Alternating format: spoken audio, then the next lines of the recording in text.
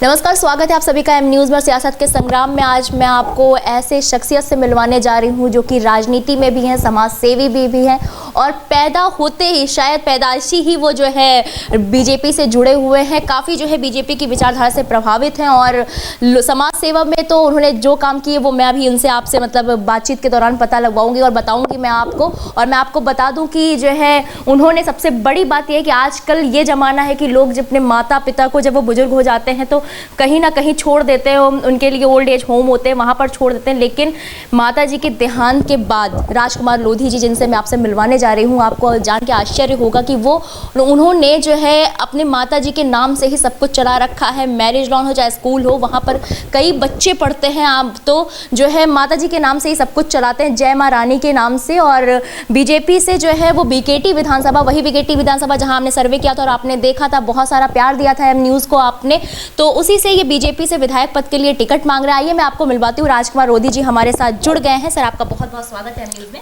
सबसे पहले हम अपने विधानसभा के लोगों को प्रणाम करता हूं जो इतना प्यार और मोहब्बत मिलती है अपने बीकेटी विधानसभा। जी सर, और मैं आपको बता दूं कि बीकेटी विधानसभा में काफ़ी चर्चे हैं जो है राजकुमार जी के। राजकुमार जी जो है सबसे पहले तो हमारे दर्शक ये जानना चाहेंगे कि आपने मतलब शिक्षा कहाँ तक की है और शुरुआत कैसे की और राजनीति में कब से आपने कदम रखा?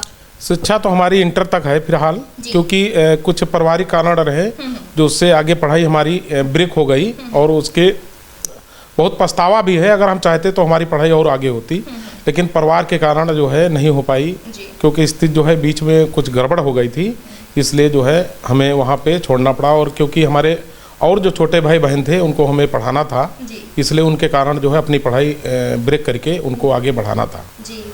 तो जिसमें और हमारे भाई हैं, मतलब 2 भाई हैं और 2 बहनें हैं जिनको हमने अच्छी शिक्षा दिया और अच्छी जगह पे उनकी शादी भी की और दोनों भाई हमारे बहुत अच्छी जगह पे सेटल हैं। मजबूरियां जो है इंसान के कंधों पर बहुत सारी जिम्मेदारी डाल देती हैं। आपने देखा कि मतलब मैंने आपको पहले ही बताया कि उन्होंने जय माँ रानी के नाम से स्कूल खोल रखा है, जिससे जो संघर्ष इन्होंने किया, जिससे इनकी शिक्षा ब्रेक हो गई, जिसकी वजह से और भी लोगों की शिक्षा ब्रेक ना हो, मतलब वो किसी की वजह से ना कर पाए, इसीलिए उन्होंने ये स्कूल डाला है जिसकी वजह से बच्चे जो है अपनी शिक्षा पूरी कर पाएँ। और जो है आपने देखा कि इन्होंने बताया कि मतलब उन्होंने अपनी पढ़ाई रोक कर अपने भाई को पढ़ाया, जबकि ऐसा आजकल बिल्कुल नहीं है। लोग खुद छीन झपट के लेना चाहते हैं, दूसरों को बिल्कुल नहीं देना चाहते हैं। तो ये राजनीति में कदम कब रखा फिर आपने? राजनीति में कदम इसलिए रखा क्योंकि बाद में मुझे लगा कि मैं विद्यालय चला रहा हूँ जो हमारे यहाँ, मतलब शुरू से जब से मैं विद्यालय चला रहा हूँ 2007 से, तो उसके बाद ये लगा कि कुछ बच्चों को मैं फ्री मतलब पहले से ही पढ़ाता हूँ जब से, क्योंकि उद्देश्य हमारा है शिक्षा देना बच्चों को।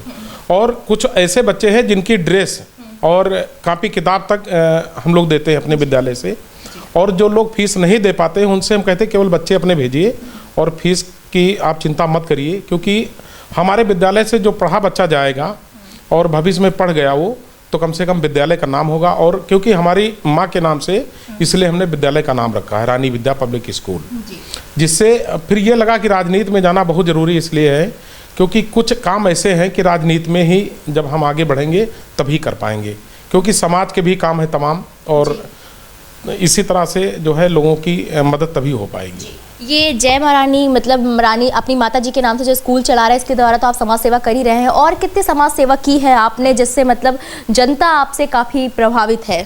अब आप ये मान लीजिए कि कोरोना काल में जब लोग अपने अपने घर में बंद थे, तब बीजेपी के कार्यकर्ता पूरे देश में, और हम अपनी विधानसभा की अगर बात करें तो बहुत अच्छी बात नहीं है, इसलिए क्योंकि हमारे कार्यकर्ता और हम लोग सब लोग लगे रहे और हमने अपने विद्यालय में कम से कम 2 महीना हमने भंडारा चलाया, जिसमें लगभग 500 से लेके फिर 2000 की संख्या तक हम लोग पहुँचे, जिनको हमने खाना और पहुँचाया, घर घर पहुँचाया। कुछ ऐसे लोग थे जिनको सुबह नहीं मिलता था खाना और शाम को इंतज़ार करते थे कब आएगा खाना, तो उसके लिए हम लोग फिर व्यवस्था बनाई और वहाँ ले जाने का काम किया। ये कोरोना काल के दौरान हम लोग ये सब काम किए, जिससे बाद में बहुत संतुष्टि हम लोगों को मिली, क्योंकि हो सकता है ये अब कब मौका आए और ना आए इसका भी ईश्वर ही फैसला करेगा। एक होती है आत्मिक संतुष्टि और एक होती है पैसों की संतुष्टि। पैसों की संतुष्टि थोड़ी देर के लिए होती है, लेकिन जो आत्मिक संतुष्टि होती है वो जन्म जन्म तक के लिए रहती है, जब तक सांस रहती है तब तक रहती है। तो राजकुमार जी ने बताया आपको जैसा कि मतलब आत्मिक संतुष्टि के लिए उन्होंने कोविड के दौरान जब लोग एक वक्त की रोटी के लिए जूझ रहे थे तब इन्होंने भंडारा चलाया जिससे लोगों को कुछ थोड़ा बहुत मदद मिल सके। और तो जो है ये बीजेपी का दामन कब थामा आपने? बीजेपी का दामन तो हम लोग शुरू से ही बीजेपी में है, लेकिन सक्रिय राजनीति में हम लोग 2007 में आए। अच्छा। फिर 2007 के बाद जो है परमानेंट हम काम करते रहे। 2014 में मैं जिला उपाध्यक्ष बना और फिर मैं 2020 तक रहा। फिर उसके बाद 2020 में 2018 में मैं रेलवे बोर्ड का सदस्य भी बना और आज की डेट में मैं रेलवे बोर्ड का सदस्य हूँ और पूर्व जिला उपाध्यक्ष हूँ। तो जो है आपने बताया कि आप पूर्व जिला उपाध्यक्ष भी रहे हैं। आपने जो है अब तक बीकेटी विधानसभा में क्या क्या काम किया है जिससे मतलब अगर पार्टी और जो है ये जनता आपको मौका देती है तो जो है जनता मतलब भरोसे से मौका दे, क्योंकि अक्सर क्या होता है कि जब लोग चुनाव जीतते हैं तो 5 साल के लिए जनता को भूल जाते हैं और जनता को यकीन हो सके कि आप उनमें से नहीं हैं।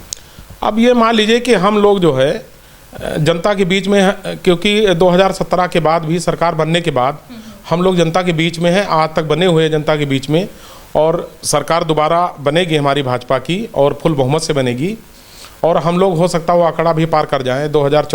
324 वाला हो सकता है 365 में पहुंच जाए हम लोग।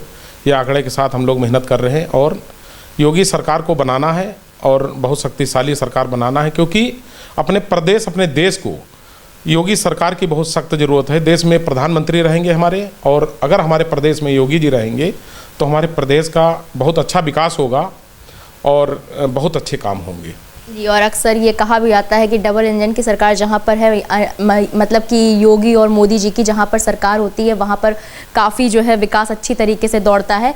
तो ये बताइए कि बीकेटी विधानसभा में आपको क्या क्या कमियाँ दिख रही हैं जो आप विधायक बनकर वहाँ पर पूरा करना चाहते हैं, वो विकास करना चाहते हैं? नहीं, वैसे विकास तो हमारी सरकार ने बहुत किया है और बहुत काम किए हैं, बहुत रोटें बनी हैं। आपके हिसाब से क्या मतलब रह गया जो आप वहाँ पर पूरा करना चाहते हैं? अब यह है कि कुछ समस्याएं हैं लोगों की, वो सब दूर करेंगे हम लोग और लोगों के बीच में रहेंगे और कभी उस तरह का मौका नहीं देंगे कि जो लोग शिकायत करेंगे। तो इसलिए हम लोग मेहनत कर रहे हैं बराबर और करते रहेंगे। अगर विधायक भी मैं बन गया तब भी कोई कहीं शिकायत का मौका किसी को नहीं देंगे। अच्छा, कुछ रणनीति बनाई होगी, कुछ योजनाएं बनाई होंगी आपने इस जनता के लिए बीकेटी विधानसभा की? अब वो तो सरकार भी बनाएगी और बजट से भी हम लोग करेंगे और बजट के बाद भी हम लोग जो अपने से हो सकेगा वो भी हम करेंगे। और वो क्योंकि हम लोग नहीं विधायक हैं तब भी हम लोग काम कर रहे हैं।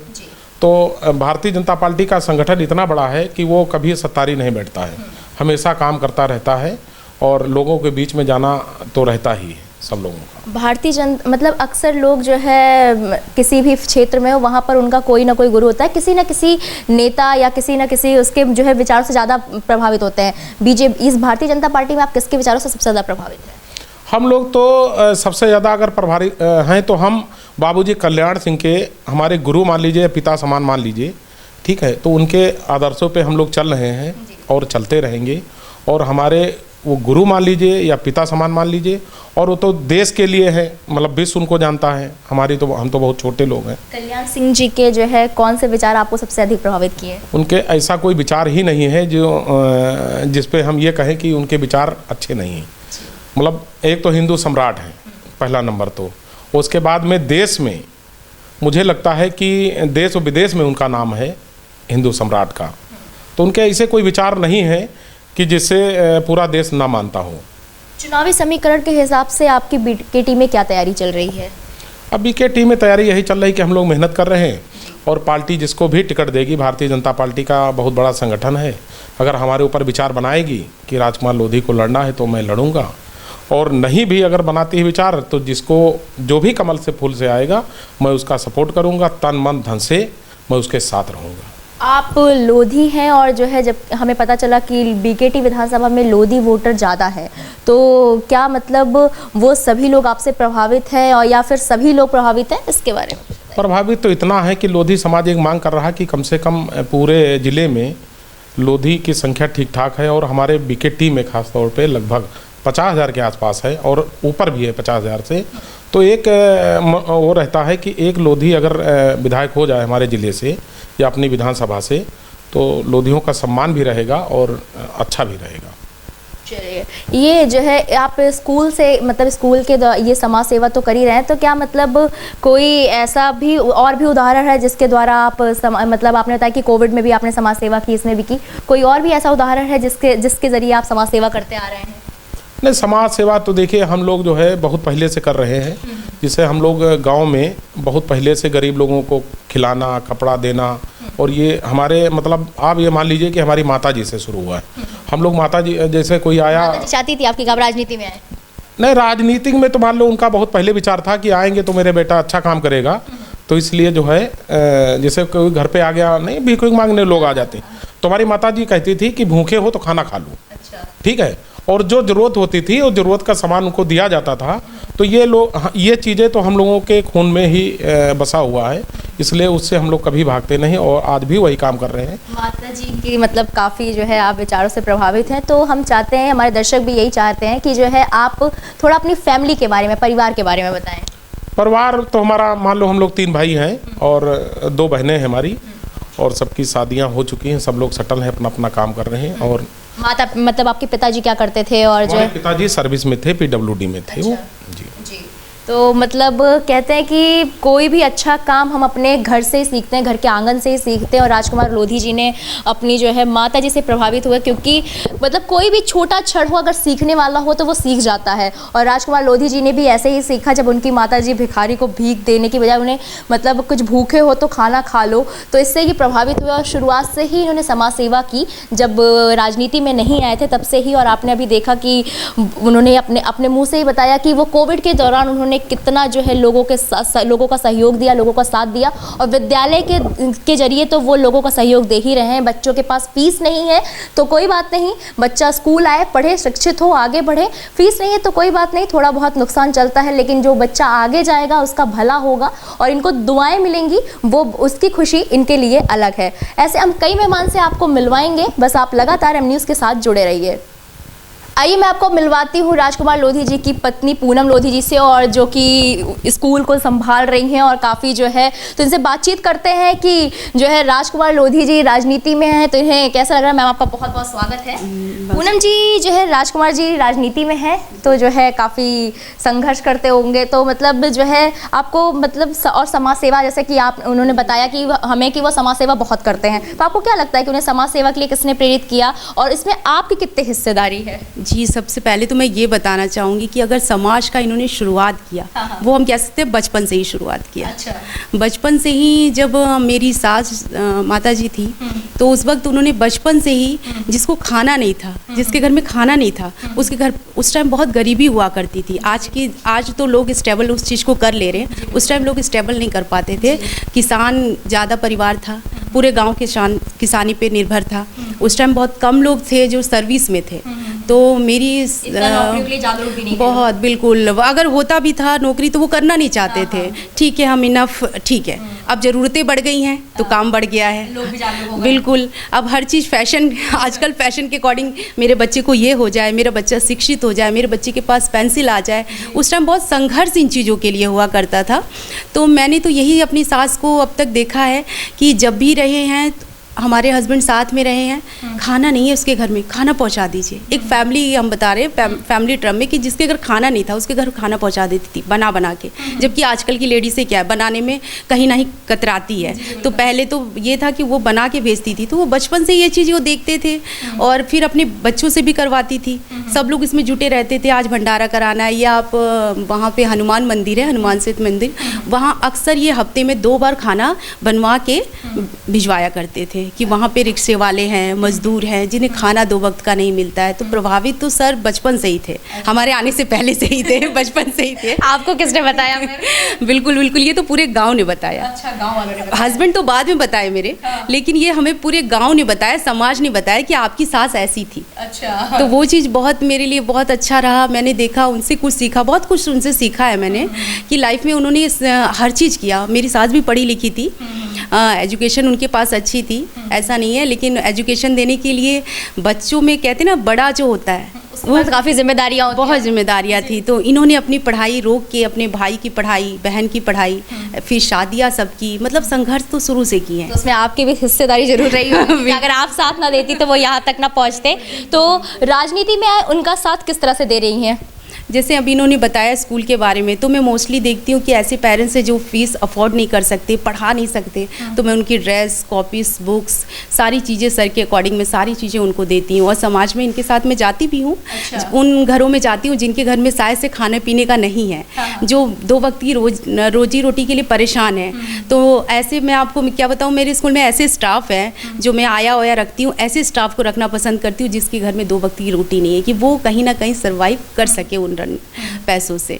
तो इसलिए हम उनको जॉब देना ज़्यादा पसंद करती हूँ जिसको ज़रूरत है इस चीज़ की। अक्सर मतलब आप देखते होंगे कि अगर पति पत्नी एक सिक्के के 2 पहलू होते हैं, अगर पत्नी सपोर्ट ना करे तो फिर जो है पति कभी आगे नहीं बढ़ सकता। और अक्सर मैंने आपको कई अपने इंटरव्यू भी दिखाए होंगे जिसमें हर पति यही बोलता है कि मेरी जो यहाँ तक पहुँचने की वजह मेरी वाइफ ही रही है। और आपने देखा भी, और मैंने बात की पूनम जी से, तो जिसके मतलब साफ आपको झलक रहा होगा यहाँ पर कि जो है राजकुमार जी के आगे बढ़ने के पीछे जो है पूनम जी का पूरा सपोर्ट है, पूरा हाथ है। पूनम जी स्कूल भी चला रही हैं, राजनीति में भी साथ देती हैं, अगर राजकुमार जी समाज सेवा करते हैं तो उसमें भी साथ देती हैं। और जो है अपने सास के विचारों से काफ़ी प्रभावित हैं लोग, यहाँ तक कि सास बहू का रिश्ता तो आप अक्सर देखते होंगे टीवी चैनलों पे, लेकिन असली रिश्ता ये है आज भी वो मतलब चीज़ जिंदा है, इंसानियत जिंदा है, जो सास के विचारों को, सास के आइडियोलॉजी को फॉलो करते हैं और उन्हें आगे बढ़ाते हैं, आगे की पीढ़ियों तक पहुँचाते हैं। तो आप इनसे बहुत कुछ सीख सकते हैं पूनम जी से। धन्यवाद। सवाल सत्ता से कीजिए, विपक्ष से नहीं।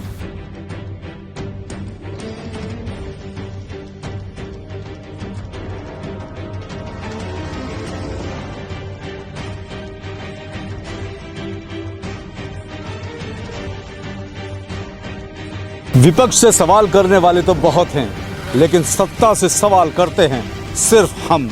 इसलिए एम न्यूज़ के साथ जुड़िए और कीजिए सत्ता से सवाल।